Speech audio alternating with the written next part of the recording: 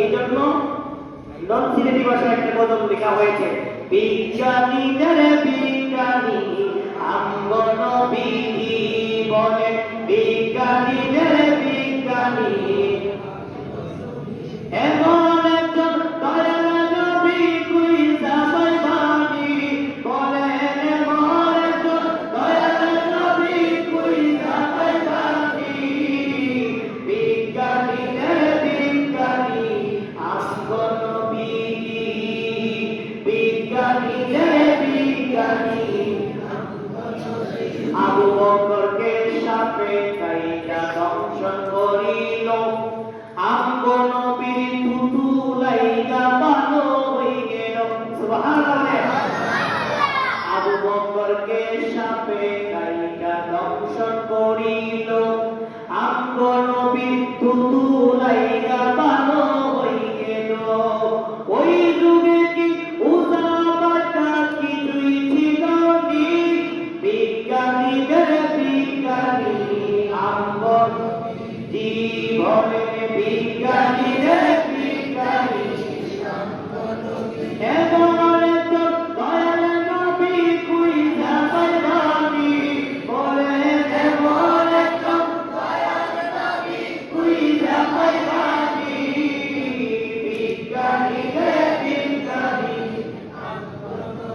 বিজ্ঞানীরা রকেট চড়ে চাঁদের দেশে যায়, আমগো নবী রকেট চালাতে রাত শরীর যায়। সুবহানাল্লাহ।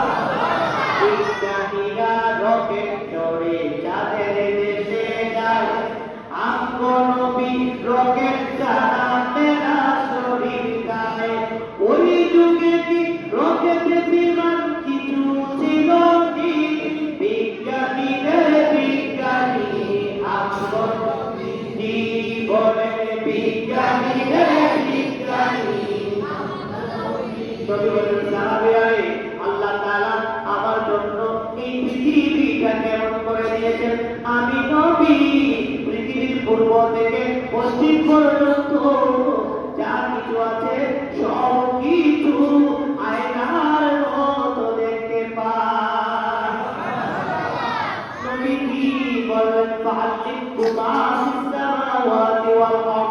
নবী বলেন শুধু তাই না, এই পৃথিবী এবং জমিনের এবং আসমানের জন্য কি আছে তৈরি আছে সব কিছু আল্লাহ তাআলা আমি দয়াল নবীকে দান করেছে। এই পৃথিবীতে যত জ্ঞান আছে সব জ্ঞান নবীকে আল্লাহ দান করেছে। কে দান করেছে? আল্লাহ দান করেছে।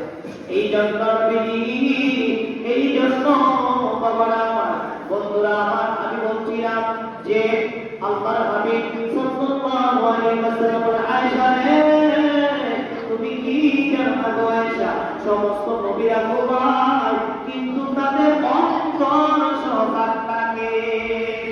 আয়েশা রে, আমি নবীকে কেমন দেখি, রাস্তায় অনুরূপ দেখতে পাই। এই জন্য আয়েশা বলেন, হুজুর যেহেতু আপনি গেছেন গো, আপনার কাছে জানতে চাই নবী গো, আপনাকে দেখলাম জান্নাতুল বাকির মধ্যে বসে কান্নাকাটি করতেছেন, হুজুর